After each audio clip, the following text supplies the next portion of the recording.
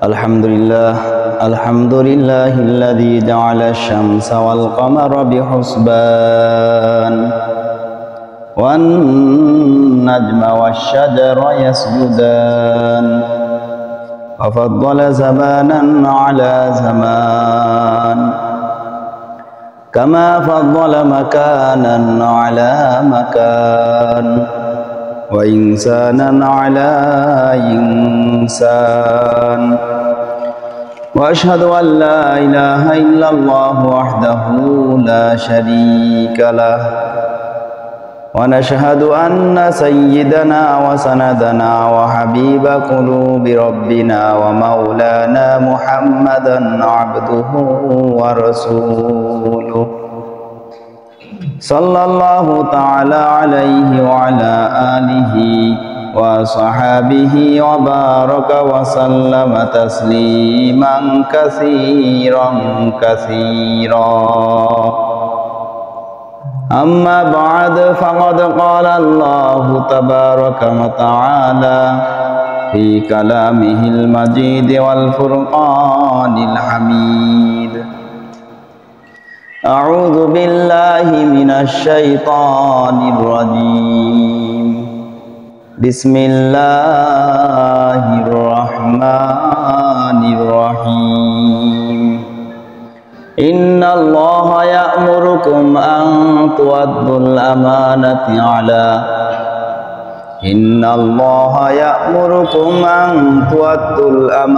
إلى أهلها وإذا حكمتم بين الناس الآية وقال رسول الله صلى الله عليه وسلم قال أربع إذا كان فيك لا يضرك ما فاتك من الدنيا حفظ أمانة وصدق حديث وحسن خليقة وعفة طعمة وقال رسول الله صلى الله عليه وسلم بني الإسلام على خمس شهادة أن لا إله إلا الله وإقام الصلاة وإيتاء الزكاة والحج وصوم رمضان दोज़ोखे बुअद्दा बेगुमा बेइबादत बेनमाज़ो बेकुरान मन करदम खल्के तासूदे कुनम बल्के ताबर बंदेगा जूदे कुनम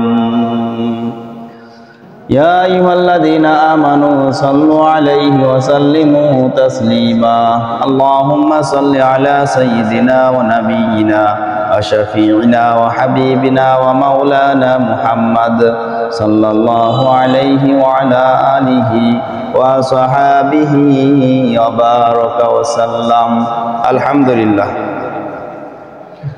আল্লাহ রাব্বুল আলামিনের দরবারে লাখ কোটি শুকর যে মহান সুবহানাহু ওয়া তাআলা আমাদেরকে দয়া করে ভালোবেসে মহব্বত করে প্রতি জুমার ন্যায় তারই হুকুম জুমার নামাজ আদায়ের নিয়তে তারই ঘর মসজিদে আসার ও বসার তৌফিক দান করেছেন। এজন্য অন্তর থেকে কালিমাতু শুকর আদায় করি আলহামদুলিল্লাহ। আল্লাহ রাব্বুল আলামিন যদি আমাদেরকে তার হুকুম পালন করার জন্য কবুল না করতেন, যদি আমাদেরকে তার গোলামির জন্য কবুল না করতেন, আমরা চেষ্টা করা সত্ত্বেও তার ঘর মসজিদে আসতে পারতাম না। আল্লাহ রাব্বুল আলামিন আমাদেরকে স্বাধীনতা দুনিয়াতে দান করেছেন। বান্দা তুমি যদি চাও তুমি আমার হুকুম মেনে চলবা, চলার স্বাধীনতা, চলার পথকে আমি তোমার জন্য সহজ করে দেব। তুমি যদি চাও আমার হুকুমের অবাধ্য হয়ে আমার নাফরমানি করেও যদি তুমি চলতে চাও, সে পথে চলার জন্য তোমার পথকে সহজ করে দেব। তুমি যদি সেইভাবে চেষ্টা করো, তুমি যেইভাবে চেষ্টা করবে সেইভাবে তোমার জন্য আমি সেই পথকে সহজ করে দেব। তবে উত্তম পথ, কল্যাণময় পথ হচ্ছে সিরাতাল মুস্তাকিমের পথ। সেই পথে চলতে পারলে, সেই পথে চলার চেষ্টা করলে আমি সেই পথ তোমার জন্য সহজ করে দেবো। এই পথটা তোমার জন্য সহজ করে দেওয়ার অর্থ তোমার অনন্তকালের জন্য তুমি কি সুখের ঠিকানা জান্নাতে প্রবেশ করতে পারবে। আল্লাহ চাইলেই সব হয়, কিন্তু আল্লাহ রাব্বুল আলামিন আমাদেরকে দুনিয়াতে পাঠাইছেন তার শক্তি দিয়ে তার গোলামি করার জন্য নয়, যে আমি জোর করে আমার বান্দাদেরকে সকলকে দিয়েই আমি আমার হুকুম পালন করাইবো। চাইলে পারতো, কিন্তু আসলে তাহলে পরীক্ষার হল হইতো না, স্বাধীনতা থাকতো না, পরাধীন হয়ে যেত। স্বাধীনতা যদি না থাকতো, পরাধীন তো সে বাধ্য, উপায় নাই, করতেই হবে, করা ছাড়া বিকল্প কোনো পথ নাই। বিকল্প পথ থাকলে বোঝাতো কে কোন পথের অনুসারী। যে কারণে আল্লাহ রাব্বুল আলামিন আমাদেরকে দুনিয়াতে স্বাধীনতা দিয়েছেন। যদি গুনার পথে চলতে চায় সেই স্বাধীনতা আল্লাহ রাব্বুল আলামিন দিয়েছেন, নেকের পথে চলতে চায় সেই স্বাধীনতা, সেই পথে চলার স্বাধীনতা দিয়েছেন। তবে নেকের পথে চললে আল্লাহ খুশি হয়, নেকের বিপরীত পথে চললে শয়তান খুশি হয়। আল্লাহ যদি খুশি হয়, আল্লাহকে রাজি খুশি করে যদি আমি দুনিয়ার থেকে বিদায় নিতে পারি, আমার অনন্তকাল সুখের ঠিকানা হবে জান্নাত।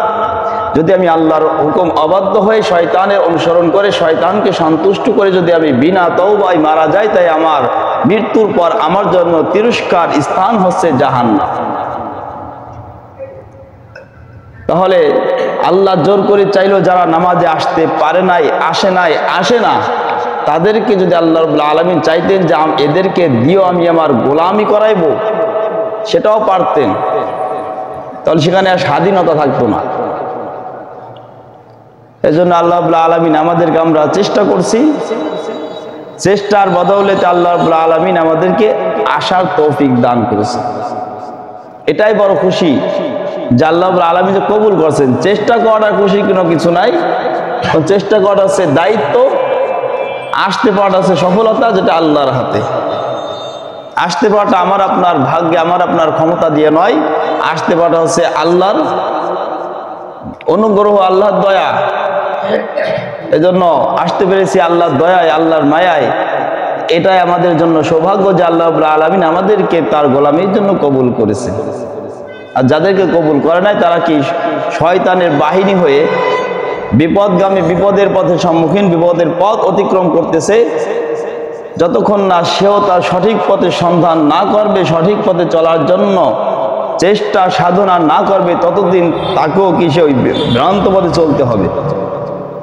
এই জন্য দোয়া করবো আল্লাহ রাব্বুল আলামিন আমাকে এবং সকল মুসলমানকে, সকল মানুষকে যেন সঠিক বুঝ আল্লাহ রাব্বুল আলামিন দান করেন। কারণ অন্যের জন্য দোয়া করব, নিজের স্বার্থের জন্য করব। নিজের স্বার্থটা কি? যদি কোনো মুসলমান অপর মুসলমানের জন্য দোয়া করে, তার পিছনে অজান্তে যদি কোনো এক মুসলমান তার আর এক মুসলমান ভাই অজান্তে তার জন্য কল্যাণময় দোয়া করে, কল্যাণের সাধনা করে, তাহলে যেই দোয়াটা আমি আর এক মুসলমান ভাইয়ের জন্য দোয়া করব, ওই দোয়াটা সেই ভাইয়ের উপর কবুল হওয়ার আগে ওই দোয়াটাকে আমার উপর কবুল হবে।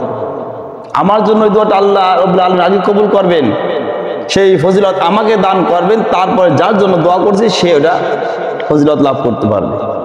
তাহলে আমি অন্যের জন্য দোয়া করব। অন্যের জন্য দোয়া করলে কেমন হয়? যেমন শক্ত দেওয়ালে যেমন বল ছুঁড়ে মারলে, আঘাত করলে ওয়াল ভেঙে যায় না, অটোমেটিক ওটা ওয়ালে আঘাত লেগে ফিরে নিজের কাছে আসে। আমি অপর মুসলমানের জন্য যে নেক দোয়া করব, কল্যাণের জন্য দোয়া করব, ওই কল্যাণটা আল্লাহ রাব্বুল আলামিন আগে আমাকে দান করবেন, তারপর ওই ভাই মুসলমান ভাইকে দান করবেন। তাহলে হেদায়েতের জন্য দোয়া তো সব থেকে জরুরি। হেদায়েতের জন্য দোয়া করা সব থেকে জরুরি, কারণ হেদায়েত ছাড়া, ঈমান ছাড়া সবই বরবাদ। ঈমান নাই, সব আছে, তার কোনো দাম আল্লাহর দরবারে নাই, তিরস্কার ছাড়া আর কিছুই নাই। ঈমান আছে, বদ আমলও আছে, নেক আমল আছে, তার ফয়সালা কোনো না কোনো একদিন সে কি করবে? জান্নাতের বাসিন্দা হবে ঈমানের বদলে। তাহলে ঈমান ছাড়া সব বরবাদ, একবারে অমূল্য, মূল্যহীন, যার কোনো মূল্য নাই। আর ঈমানের সাথে যেটা করবে নেক আমলটার জন্য সে কি 10 গুণ সব তো কমপক্ষে পাবে, ইখলাসের ভিত্তিতে একটা সরিষার দানাও দান করা হয়, উহুদ পাহাড় পরিমাণ থেকেও বেশি কি দান করার সব পেয়ে যাবে একটা সরিষা যদি দান করে ইখলাসের সহিত। এই জন্য আল্লাহ রাব্বুল আলামিন যে আমাদেরকে তার গোলামির জন্য কবুল করছে, এর থেকে বড় নিয়ামত আর কি হতে পারে যে আমাদেরকে তার গোলামির জন্য কবুল করছে। এটাই বড় নিয়ামত, এটাই সৌভাগ্য, এটাই সফলতা। আর যাকে আল্লাহ রাব্বুল আলামিন তার গোলামির জন্য কবুল করেন নাই, করবে না, সে তো সফলতার পথ অনুসরণ করতে পারলো না, সফলতা অর্জন করতে পারলো না, তার জন্য তিরস্কার ছাড়া আর কিছুই নয়। এই জন্য আল্লাহ রাব্বুল আলামিন আমাদেরকে দুনিয়াতে পাঠাইছেন সর্ব অবস্থায়, সর্ব সময়, প্রতিটা পদক্ষেপে আল্লাহ রাব্বুল আলামিনের হুকুম মেনে চলতে হবে, রাসূলের তরিকা অনুযায়ী চলতে হবে। আর ঈমান আনার পর সর্বোত্তম আমল হচ্ছে নামাজ। ঈমান আনতে হবে, ঈমান ছাড়া নামাজের দাম নাই, ঈমান ছাড়া নেকির কোনো দাম নাই। সদকা, দান, সদকা যাহা কিছু করি না কেন, ঈমান ছাড়া ওটি নেক আমলের কোনো মূল্য নাই। এই জন্য বলা হয়েছে চারটি কাজ, চারটি জিনিস যার মধ্যে থাকবে দুনিয়া সব শেষ হয়ে যাবে, তারপর সে ক্ষতিগ্রস্ত হবে না। চারটি জিনিস যার মধ্যে থাকবে। ক্বালা আরবাউ ইযা কানা ফিকা মা ইয়াদুররুকা মিনাদ দুনিয়া হিফজু। চারটা জিনিস যার মধ্যে থাকবে সমস্ত দুনিয়া ধ্বংস হয়ে যায়, তার কোনো ক্ষতি হবে না। আমানাতি গা আমানাতি, এক নম্বর হচ্ছে আমানত আদায় করা। এক নম্বর আমানত আদায় করা। বর্তমান আমানতের খেয়ানতের কোনো শেষ নেই। প্রত্যেকটা দায়িত্ব আমানতের সঙ্গে আদায় করতে হবে। আমানতের খেয়ানত করলে এটাও কি একটা মুনাফিকের লক্ষণ, যার মধ্যে আমানতের খেয়ানত রয়েছে। যে আমানত রাখলে আমানতের খেয়ানত করে বসে, সে আসলে খাঁটি মুসলমান হতে পারে নাই। আমানতের খেয়ানত যার মধ্যে থাকবে সে একজন মুনাফিক। আমানতের খেয়ানত করা মুনাফিকের লক্ষণ। আর মুনাফিকের স্থান কোথায়? জাহান্নামের তলদেশে। জাহান্নামের তলদেশে, গভীরে। গভীর কেন? যত গভীরে যাবে ততই আযাবের অবস্থা কঠিন, আরো কঠিন হবে। যেমন পানি পানির যত গভীরে যাইবেন ততই পানির চাপ শরীরের উপর, কানের উপর চাপ সৃষ্টি হয়। যারা 10 হাত পানির তলে যাওয়ার অভ্যাস রয়েছে, তারা যদি 15 হাত পানির তলে যায়, পানির চাপে কান ফেটে রক্ত বের হয়ে যাবে। পানিতে তো হাত পাও দেখা যায় না, ধরেও না, মারেও না। তবে কি যত তলে যাবে পানি একটা পেশা, তত চাপ সৃষ্টি হয়। তাহলে এইভাবে জাহান্নামের তলদেশে, মানে কি জাহান্নামের গভীরে। মুনাফিকের স্থান জাহান্নামের গভীরে। আমানতের তো অভাব নাই, পদে পদে আমানতের খেয়ানত আমাদের দ্বারা হয়ে যায়, আমরা বুঝতেও পাই না যে আমাদের দ্বারা আমানতের খেয়ানত কোথা থেকে হইতেছে। সন্তানের লালন পালন করা, এটা আমাদের জন্য আমানত। সন্তানের লালন পালন করা পিতামাতার জন্য এটা একটা আমানত। সন্তান যদি আমানতের খেয়ানত করার দরুন, আমানতের খেয়ানত করার কারণে সন্তান যদি অবাধ্য সন্তান হয়ে যায়, পথভ্রষ্ট সন্তান হয়ে যায়, এই পথভ্রষ্ট হওয়ার কারণে, জাহান্নামী হওয়ার কারণে ওই সন্তানই আল্লাহর আদালতে আমার জন্য বিচার দায়ের করবে। আল্লাহর দরবারে আমার জন্য বিচার দিয়ে দিবে যে এই বাবা মার কারণে আমি সঠিক বুঝ পাই নাই, ইসলামকে চিনতে পারি নাই, দিন চিনতে পারি নাই, ইলম শিক্ষা করতে পারি নাই। তারা শুধু আমাকে দিনের বুঝ বুঝাইছে, দিনের উন্নতি কিভাবে হয় সেইভাবে আমাকে শিক্ষা দিয়েছে। কিন্তু যেইভাবে চললে দিনে ইলম অর্জন করা যায়, যেই শিক্ষা গ্রহণ করলে আল্লাহকে চেনা যায়, আল্লাহ রাসূলের তরিকা চেনা যায়, আল্লাহ রাসূলের তরিকা জেনে শুনে বুঝে আমল করা যায়, ওই শিক্ষা আমাদেরকে আমার এই বাবা মা না দেওয়ার কারণে আমরা আজ পথভ্রষ্ট। জাহান্নামে যাওয়ার আগে আমি ওই অপরাধীদেরকেও নিয়ে জাহান্নামে যেতে চাই। যেই সন্তানকে লালন পালন করলাম সেই সন্তানই বিচার দিবে আল্লাহর দরবারে। যেই বাবা মা আমাকে দিন শিক্ষা দেয় নাই, আল্লাহকে আপনাকে চেনাই নাই, আপনার রাসূলের যে তরিকা সেটা জানার সে শিক্ষা আমাদেরকে দেয় নাই, যত রাসূলের তরিকা অনুযায়ী জীবন চলতে পারি নাই, আপনার হুকুম অনুযায়ী আপনার গোলামি করতে পারি নাই, এক নম্বর আমানতের আদায় করা, যেমন সন্তানের আমানত পিতামাতা আদায় করবে। ব্যবসা বাণিজ্য যারা করে, ব্যবসা বাণিজ্যের মধ্যে ভেজাল যদি দেওয়া হয়, মানুষের অগোচরে চক্ষুর আড়ালে অনেক কিছু করা সম্ভব, কিন্তু মানুষ না জানলেও দেখতেছেন কে? আল্লাহ। মানুষ দেখে না, দেখে কে? আল্লাহ। আল্লাহর চোখ ফাঁকি দেওয়া সম্ভব নয়। এইভাবে এক কাফেলা হজ করার জন্য মক্কার অভিমুখে রওনা হইলেন। একটি দল হজ করার জন্য, কাবাগর তাওয়াফের জন্য মক্কায় রওনা করলেন। মক্কা যাওয়ার পূর্বেই একটা স্থানে একটা লোক, ওই দলের মধ্যে একটা লোক, কি ভালো একটা লোক ইন্তেকাল করলো, মারা গেল। পথিমধ্যে মারা যাওয়ার কারণে তাকে কবরস্থান, তাকে কবর দাফন কাফন সেরে আবার বাকি লোকজনগুলা কাবার দিকে রওনা করবে। তাদের সঙ্গী এক ভাই, ভালো একজন লোক, যে নামাজ পড়তো, রোজা রাখতো, দান সৎকা করতো, ভালো ভালো কথা বলতো, এমন একজন লোক তাদের মধ্য থেকে একজন দুনিয়ার থেকে বিদায় নিলেন। তার দাফন কাফন করার জন্য তাকে ওই পথিমধ্যে কোনো একটা স্থানে দাফন করার জন্য যখন কবর করা হলো, কবরের মধ্যে যখন রাখবে, কবরের মধ্যে একটা কালো সাপ এসে ভরপুর হয়ে যায়। কবরের মধ্যে একটা সাপ এমন ভাবে কবরটা পুরো দখল করে বসে আছে। অবস্থা ভয়াবহ অবস্থা দেখার পর ভিন্ন আরেকটি কবর খনন করা হলো। যেই কবরে রাখবে, ওই কবরের মধ্যে আবারও সেই আরেকটি সাপ এসে কবরটা ভরে গেল। একটা সাপ এসে কি কবর ভরা।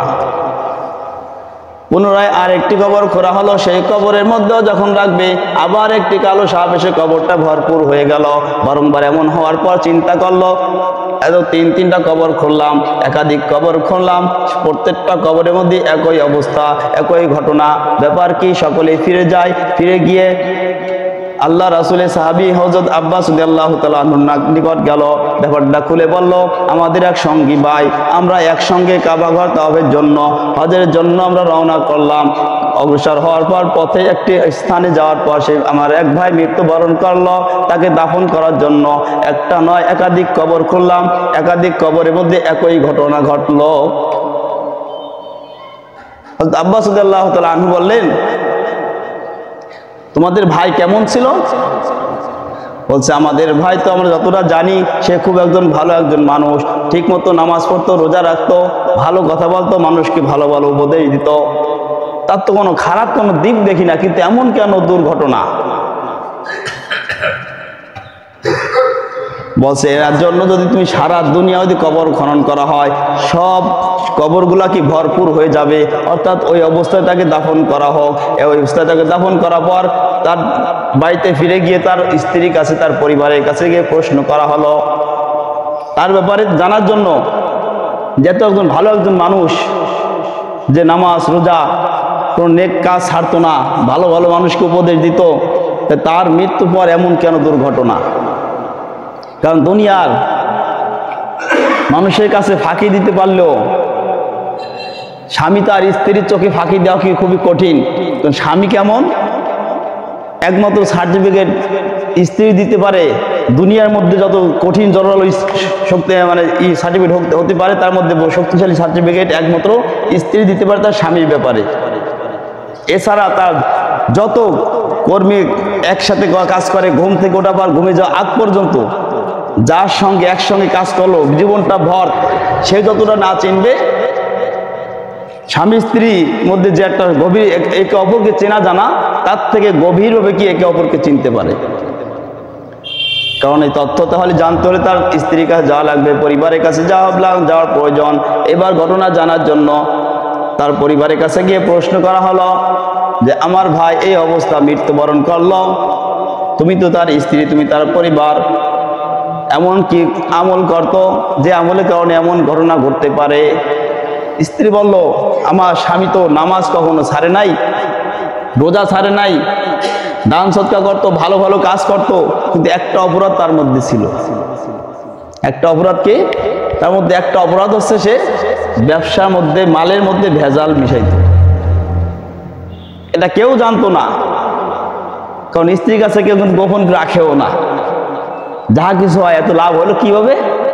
আজকে অনেক লাভ হয়েছে, মনটা খুশি, খুশিতে কিন্তু মুখ দেখে বোঝা যায়, মুখটা দেখেও বোঝা যায় মানুষের মনে এখন কি আনন্দে আছে না কষ্টে আছে না চিন্তিত আছে? যখন এটা আনন্দের ছাপ থাকে তখন তো প্রশ্ন করে কি এত খুশি খুশি কেন? তখন তো প্রশ্ন বলে এই যে আজকে ব্যবসা ভালো লাভ হয়েছে। কেমন লাভ হলো? বেচাকেনা মেলা হয়েছে না স্বাভাবিক হয়েছে, কিন্তু লাভ হয়েছে এই জন্য ব্যবসার মধ্যে কিছু আমি ভেজাল দিয়েছি, যে ভেজালের কারণে অনেক মুনাফা অর্জন হয়েছে। তাহলে এখানে স্ত্রীর কাছে গোপন থাকে না এমন খুবই এমন খুবই বিরল। সব স্ত্রীর কাছে প্রকাশ্যমান হয়ে যায়। হয়তো একদিন দুই দিন লুকায় রাখতে বলো, কোনো না কোনো এক সময় ঠিক তার মুখ থেকে স্ত্রীর কাছে সঠিক কথাটা কি সে প্রকাশ হয়ে যায়। তো বললো আমার স্বামীর একটি মাত্র দোষ আমার জানা মতে, সেটা হচ্ছে ব্যবসার মধ্যে সে ভেজাল দিত, ব্যবসার মধ্যে ভেজাল দিয়ে মানুষকে ঠকাইতো। এই যে মানুষকে ঠকাইতো, এই অপরাধের কারণে তার এই অবস্থা। তাহলে এটা আমানতের খেয়ানত করার কারণে। আমানতের খেয়ানত, এই জন্য আমানতের খেয়ানত করা এটা কঠিন একটা গুনাহ, অপরাধ।